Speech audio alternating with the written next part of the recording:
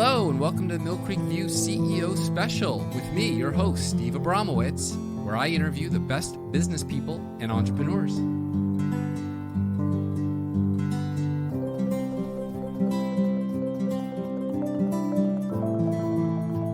Hello and welcome back to the Mill Creek View CEO Special. I'm your host, Steve Abramowitz. We are focusing on small businesses that put their customers over ideology and making a positive impact in our community. This time, special guest, Marcus Pittman, CEO, Lure.tv.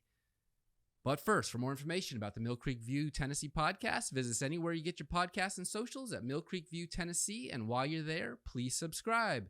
Welcome to our CEO Special, where I interview people who are making an impact and are doing good business. Today, we are talking to Marcus Pittman, CEO, Lure.tv. Hi, Marcus. How are you today? Hey, Steve. How are you? Thanks for having me, man. My pleasure. Thanks for coming on here. Tell us how you got interested in the storytelling and entertainment business. Oh, man. I was I actually got into video production because I was a Bible camp. I was a summer camp counselor at a Bible camp. Nice. And one year, the camp director was like, "Can you just film the students for me?" And I did, and that's how I started filming. I got a job at a government school station, and then got into Christian film and media and stuff like that, and then kind of been there ever since. Awesome. Animation, you say, is going to be a large part of Lure, and we are excited to have one of the original GOATs partnering with us to make Lure an iconic animation platform. Chris Savino has officially joined Lure's advisory board. Yes. Yep. Chris is the producer and director of our entire childhood. He was the producer and director of Powderpuff Girls and Dexter's Laboratory. He was the creator and showrunner of Loud House for Nickelodeon. He's working on everything from the original Ren and Stimpy, Rocko's Modern Life, The Angry Beavers, and Foster's Home for Imaginary Friends. Christian cartoonist, writer, Scaredy Cat Productions, and Good Fruit Christian Content. Tell us all about you and Chris's relationship. Yeah, so we met Chris. He pitched a show to us that he wanted to do, and we loved it a lot.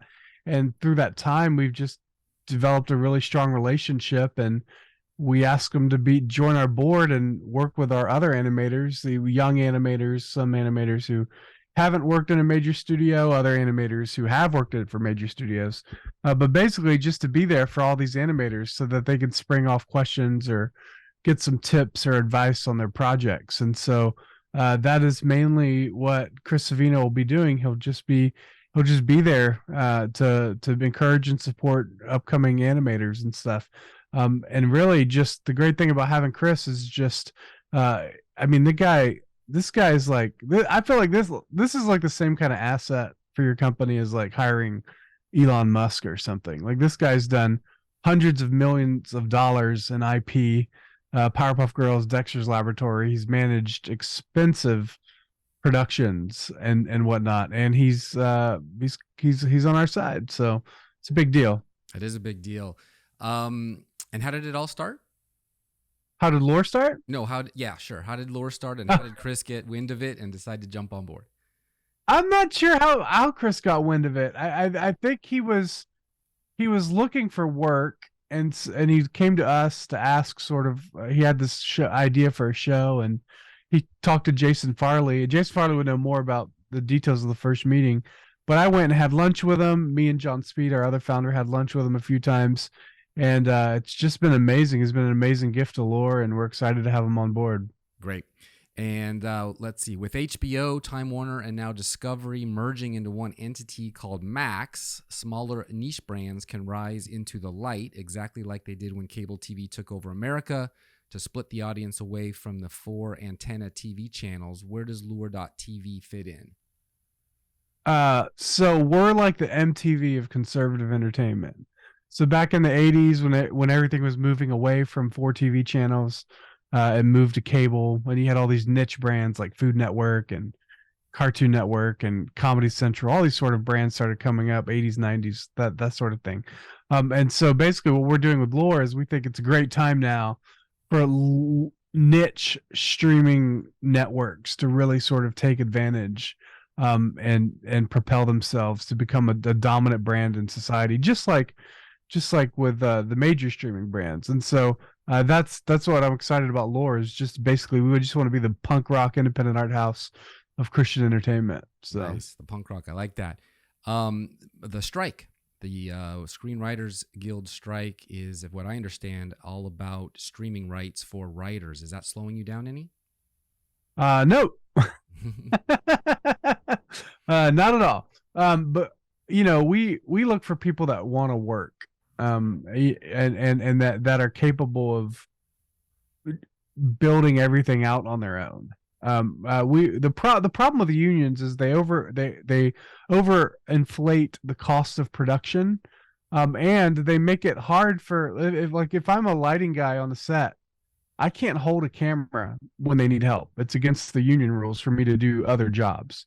And so when you have a small independent team who's coming together and they just want to make a movie, and they're constrained with the limitations that they have, they usually make better content and they work better as a team, and you establish these more long-term relationships. So one of the things I am excited about with Lore is just our not being reliant on unions, and being able to reduce the cost of productions and allow individual on a set to be more free.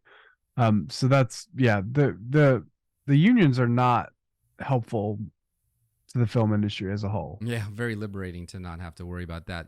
Star Wars, Marvel, Disney, they're all giants now, but they started with much lower budgets and hardly any capital.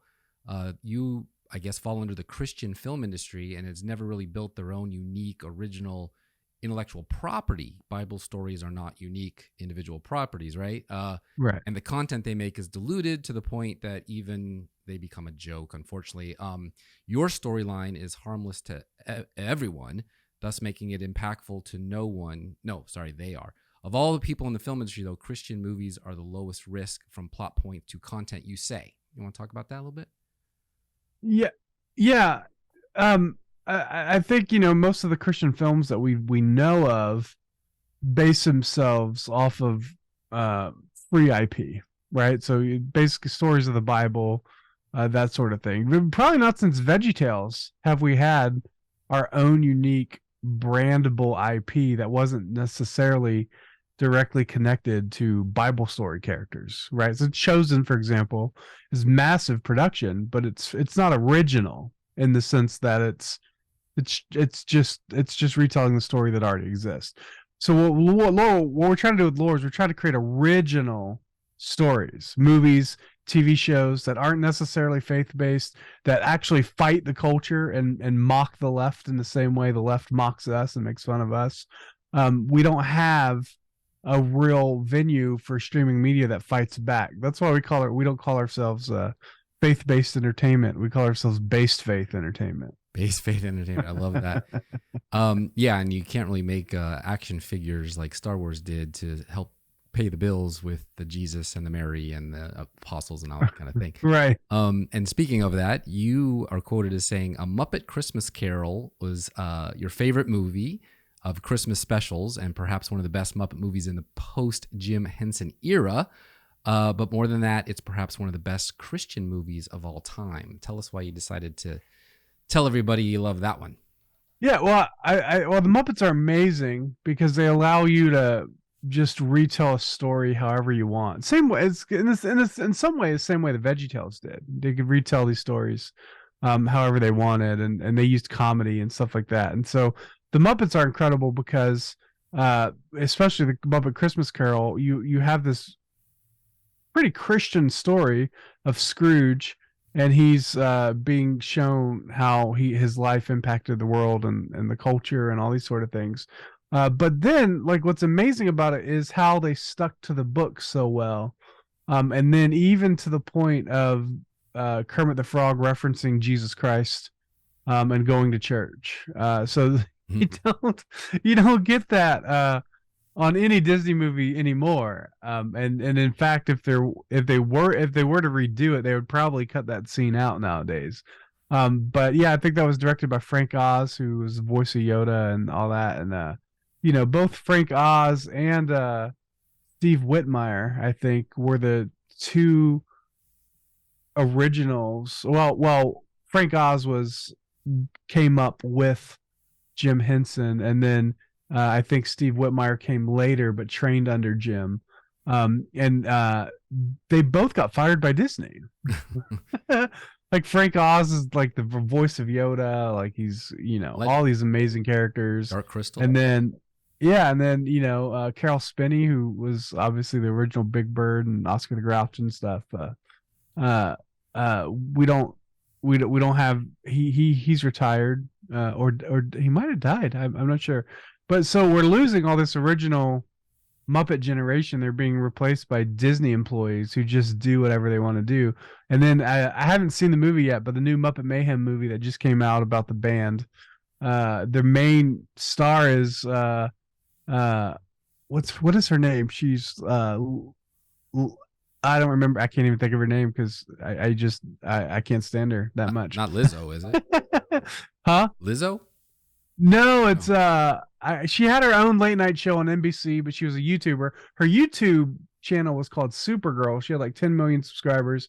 Then went to do a late night show on NBC, took over Carson Daly's spot, and she was just talking about every joke was how she's a lesbian and a bi person of color or something like that. And she was just not funny. And now she's in the new Muppet movie, and it just irritates me. So. Well, as we mentioned, Star Wars, Marvel, are all Disney properties, as are now the Muppets. So obviously things change. So more Elmo, less Kermit, unfortunately, except at Lure.tv. So tell us how you're going to use animation to compete with those guys. Yeah, we're going to do a lot more than animation. So for the first thing I would say is you have to understand how your streaming service works. So whether you have Netflix or you have Disney, you pay them $15 a month or whatever.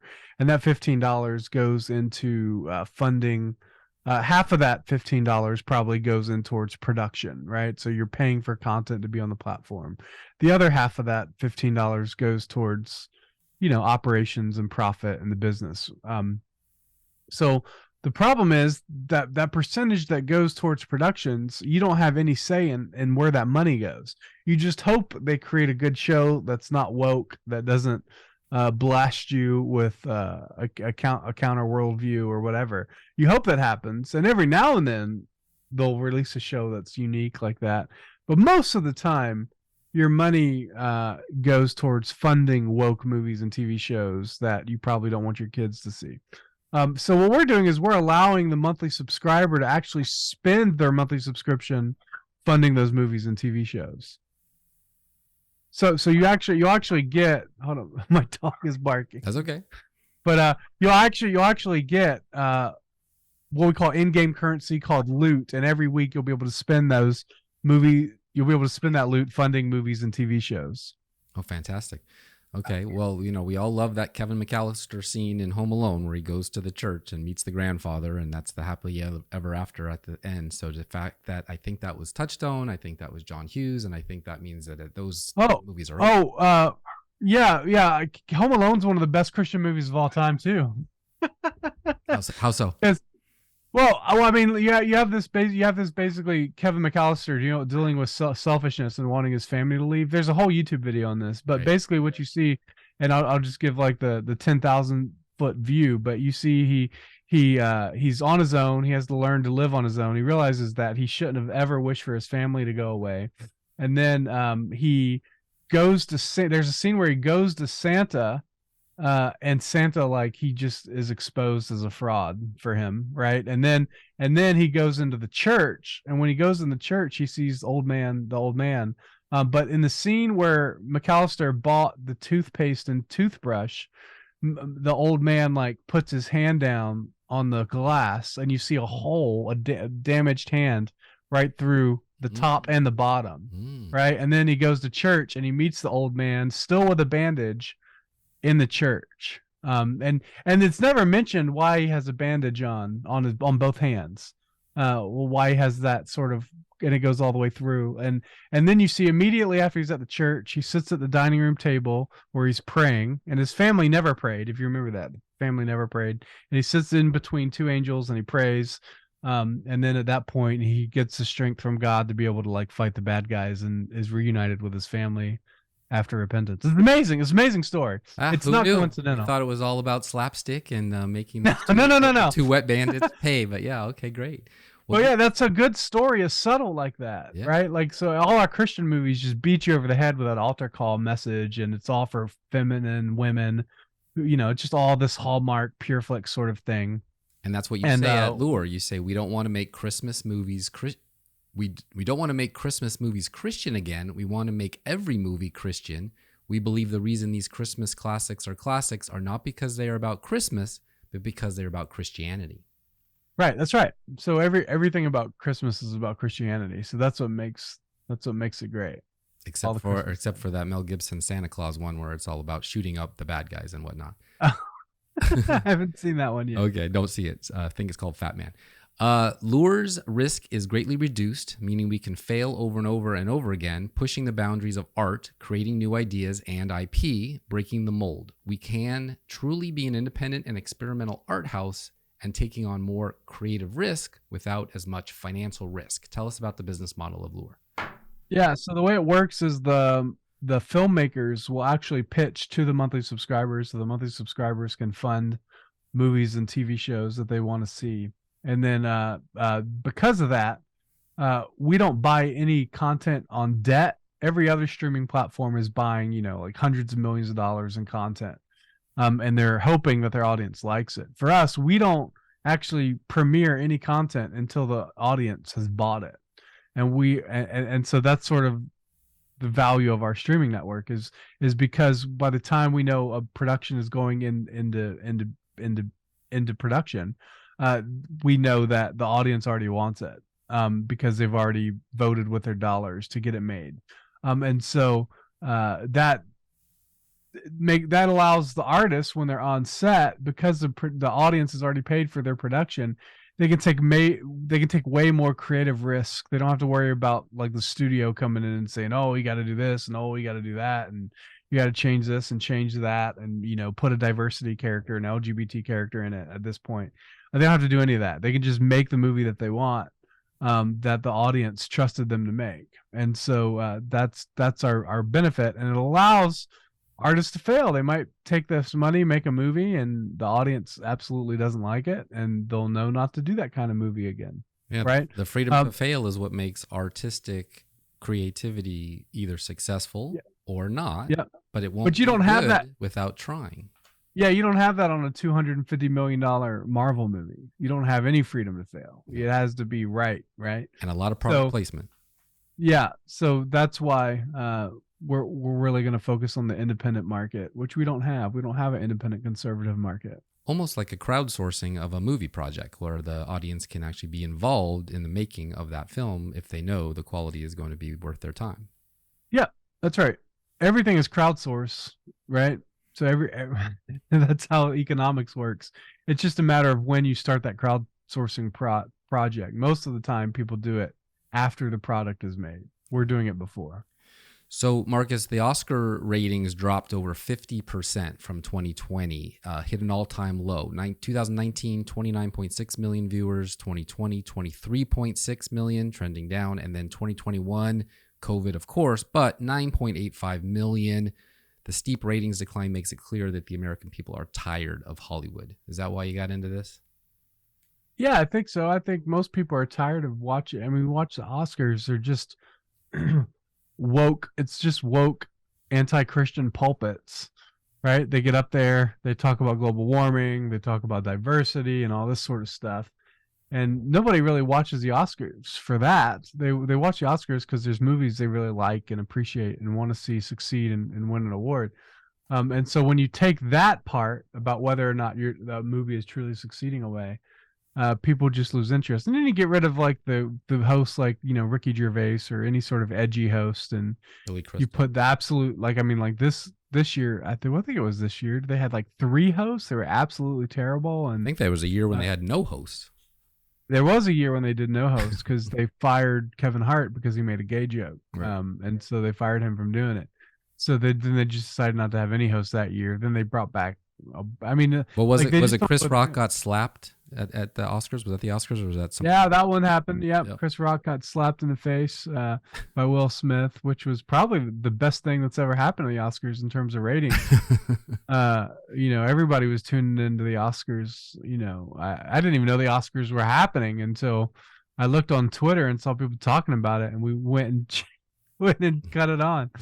So it's probably the best thing that happened to them. But it shouldn't be. They shouldn't need that. They should just have really great stories that people want to root for. But they don't have that anymore either. So. Well, that's a good segue to my next question. You know, there are movies that are driven by the actor or the actress. People want to see maybe a Brad Pitt film once upon a time, or a Mel Gibson movie, or Laurence Olivier back in the day. How do you get your talent that want to participate in movies that may be considered the B segment of the market, since prior Christian movies have not been exactly the blockbusters that Passion of the Christ has been? Yeah, so in the independent film market, you're not going to get A-list talent maybe on camera, right? So you're going to be working with a lower budget, so it's going to be harder to find better talent. But that talent is out there, and they're looking for an opportunity, especially in the conservative world where they could be blacklisted from Hollywood, right? So all that talent is out there, and so part of what we do is we go and we actually try to find talent. That's one of the things that I don't think any of the other conservative Christian streaming platforms are really doing. They're not trying to find talent. They're trying to buy talent, right? So that's just a big money play. But when you find talent, you know, when me and Jason, who's our chief content officer, travel, we go to comedy clubs.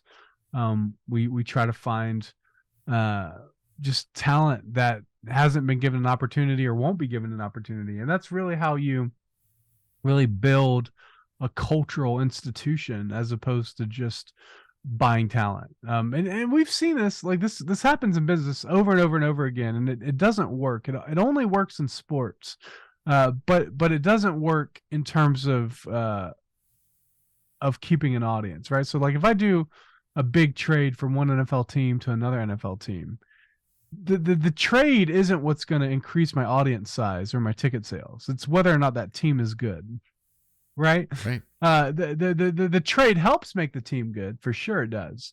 But if you do the trade and then your team is still losing all the time, it's going to hurt ticket sales.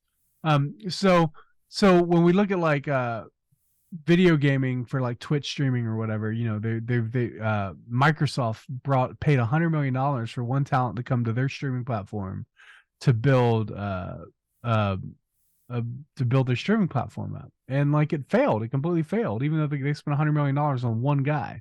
It just completely failed. Same is true with Joe Rogan and Spotify. Nobody really exclusively looks to Spotify for podcasts, right? Most podcasts are everywhere.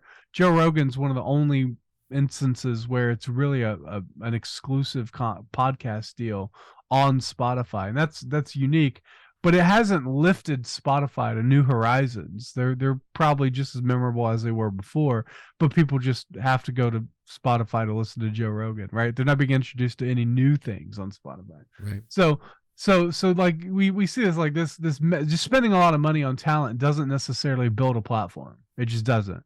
And so what does build a platform is a small punk rock army of people who just want to make the most amazing stuff and have the freedom to do so. And once you start taking that freedom away, that's when you start to have to spend $100 million on talent acquisitions and stuff like that. You're absolutely right. I mean, Disney had a farm team with the Mickey Mouse Club for generations, from Annette Funicello all the way to Britney Spears and Christina Aguilera. That didn't work anymore because it became figured out. But then you have these TikTokers or these viral video talent that make millions and millions of dollars. They don't need the studio behind them. They don't need the Mickey Mouse behind them. So you're absolutely right that you can find talent. And most people do want to see young, even Disney tries to put young people into their blockbuster movies, and that usually fails because that's not what the people want to see. And you are giving them. So in the last few minutes here, you say you're trying to change the culture. We all love the line, you know, from Andrew Breitbart that politics is downstream from culture, and of course Hollywood is culture. How are you going to do that in anything that we can see upcoming? Well, politics is downstream of culture, right? So the left owns our culture. You know, the CEO of HBO said, it doesn't matter how many people watch Game of Thrones. It matters how many people talk about Game of Thrones. I think like that's the key difference, because you don't ever see like a PureFlix movie and just see a bunch of people talking about it the next day, right? Like it's very rare. Like you go watch it, you go support your church because your church is doing a meeting there or something like that. But you don't really talk about, you're not like drawing, you're not doing fan drawings of characters in those sort of movies, right? You're not wearing those characters on t-shirts, right? Like it just, we have no cultural influence with our movies. We don't have action figures. We don't have spin-offs, and we don't have fans. We don't have any of that. And so what we're trying to do is just create content, and we have that content lined up that I believe will be able to do this, but really just content that people will talk about and love, and start entering into culture. Like I want to be on an airplane one day and see people watching lore content, right? I bet you do. Like that. But I'm going to tell you right now, like I don't plan to be on a. I don't sit on an airplane and see people watching like conservative movies or Christian movies. Like that just doesn't happen. And so that's sort of our goal. Is like, how do we get just everybody, whether they hate Christianity or not, just liking our content because it's good? Like that seems like a pretty simple problem. It'd be nice to be in the hotels too, as an alternative to the $30 dirty movies. But Marcus, yeah. Our biggest competition is porn, so absolutely, as everything is, yes. Right. Well, thank you for your time. We appreciate you. We are at the end here. Please tell everyone where they can go to find out more about you and follow your social media, and of course, subscribe to lure.tv. Yeah, if you go to loor.tv, you can go there and learn more about lore. And if you're looking to invest in actually good content, one of the shows we're coming out is called Barely Biblical.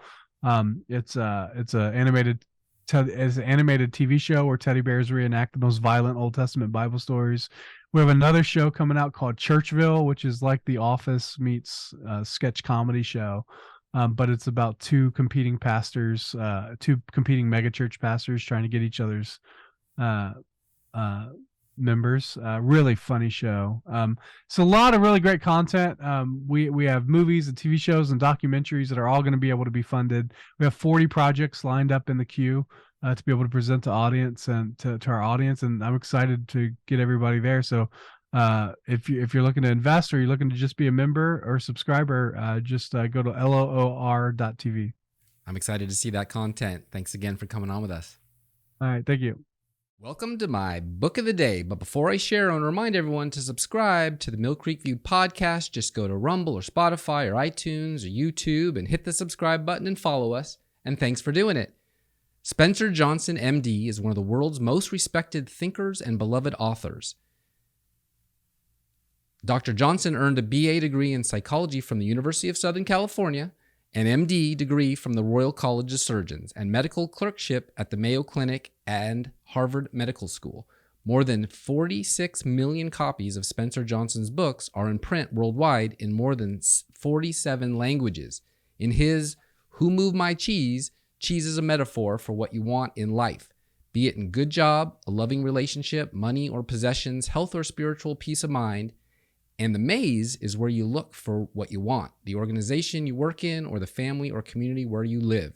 The book shows how to anticipate change, adapt quickly, enjoy the change, and be ready for more so that you suffer from less stress and enjoy more success in life. Give it a read. That's it for this episode. Really hoped you liked it. Thank you, Marcus Pittman from lure.tv. Until next time, this is your host, Steve Abramowitz, editor-in-chief of mcview.us. Peace in our time.